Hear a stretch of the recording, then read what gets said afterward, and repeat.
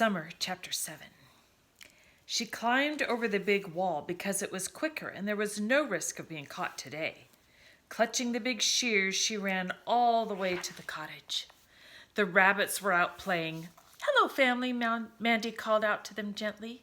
They sat up on their hind legs, looking alert and inquisitive, resting their front paws on white furry tummies. "Good morning, birds. Good morning, Chip." She threw the little sparrows some crumbs of bread and put some in the palm of her hand and held it out to Chip. But he wouldn't come that close. "All right, I can wait," Mandy smiled. She chatted as she began to work. "Now see, I'm going to cut the lawn today, so look out for worms, Chip. There'll probably be some." She snipped at the tall grass with the shears, and the sliced green blades fell easily and quickly. "This is super!" She worked diligently and within an hour had it completely finished. She brushed away the loose grass and carried it to the bonfire patch. Then she began to work on the hedges. They were overgrown and thick. Mandy hacked away at a particularly stubborn branch, and the shears went slithering all over the place. "Oh, dash it!" She sliced at the branch even harder, but the shears would not cut. The fact was that the branch was too thick, and cutting with the shears was as ridiculous as trying to cut a telephone book with scissors. Mandy threw them to the ground in disgust. All that trouble to get the wretched things, and now they don't work.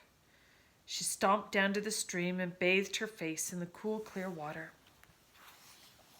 Something was disturbing her, and she felt vaguely depressed. She stretched out on the mossy bank and took in deep breaths of fresh air. She stared up at the sky and noticed a beautiful hawk wheeling in slow circles overhead. He coasted on the warm air currents. She could even see the feathering on the tips of his wings. She wished she could fly too and be as free. She thought about the hedge.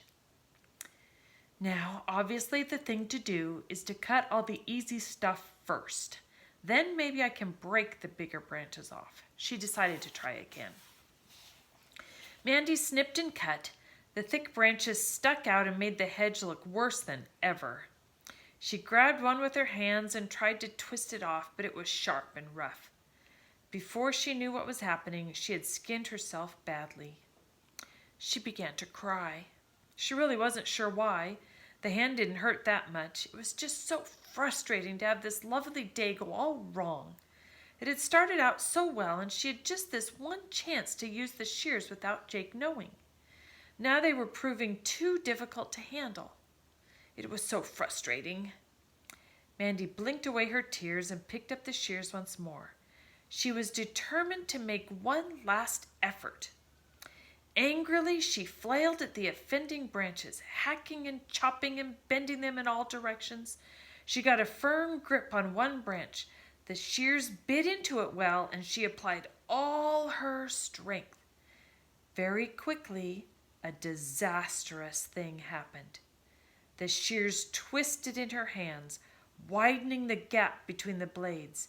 The two halves were split apart by the thickness of the branch, and with a snap, they broke altogether. Mandy was aghast.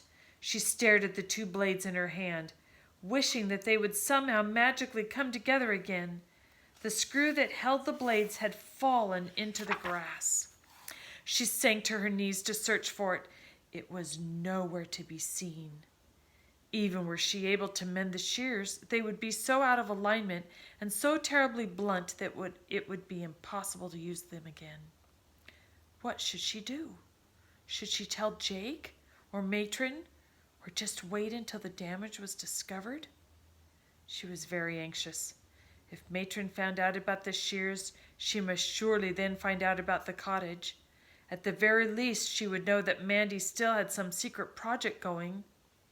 Maybe she should throw herself on Jake's mercy. She could offer to buy a new pair of shears, but that still didn't solve the problem of explaining away the accident. Telling the truth to Matron might make punishment a little less severe, but then, for sure, her visits to the cottage would be forbidden. On an impulse, Mandy turned and threw the broken parts as far as she could into the bushes. The best thing was to say and do nothing at all. She would wait to see what happened. Miserably, Mandy returned to the orphanage. She had no desire to stay at the cottage. Ron and Ellie were nowhere about. They had left a note for Mandy on the kitchen table, saying that they too had gone for a walk and would be back soon. Mandy went to her room and pulled the curtains to shut out the light. Her hand throbbed from the skinning she had given it. She put on her pajamas and climbed into bed. How she wished now that she had gone to the seaside. None of this awful, depressing day would have happened. By the time the children returned home in the late evening, she had fallen into an uneasy sleep.